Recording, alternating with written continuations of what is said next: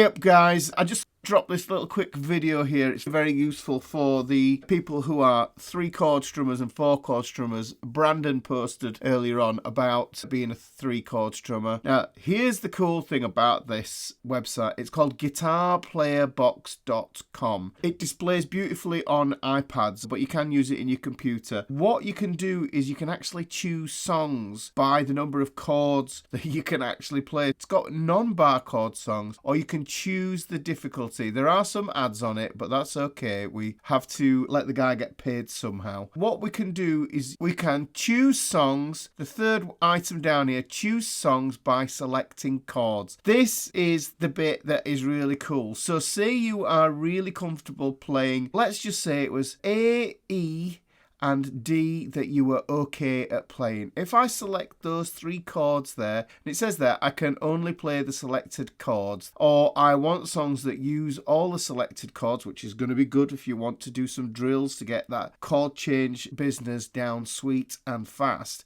If I just hit that send, I don't know why it says send, then what it's going to do, it's going to give you a list of songs that you can practice. Most of them are cheesy, and there's stuff in there that is a little bit, maybe a bit more countrified. So if you look at A Whole Lot of Love in there, you can do a version of that. Let's just go through there. And then what you've got is they've got this little thing here, chords used in this song. And you can see on the intro it says D and it says E. And if you click on the D or the E, just to remind you what the picture of the chord looks like, and then you can see that the chord is just above where it happens when you're singing. It's like the bouncing ball back in the day when you used to sing songs at the cinema, and the words would be along the bottom and everybody would follow the bouncing ball. And then this is the same way. So when that word honey comes up there, then what happens is we play the E chord, and then at the end of that, then we play the D and the E. And you can see there's only 3 chords throughout all this, so you can get away with playing that song. That means you've added that song to your repertoire, which is going to be something that you can sing when you're out camping, or you can just practice it. And it's just nice to know some songs. Just get some songs under your fingers at first, get these chords down and just have fun. But like I say, if I go back on here, if you didn't know those chords, you could do is choose another list of chords. Say you wanted to be bold and you thought, all right, okay, I've got an A, I've got an E, I've got a D,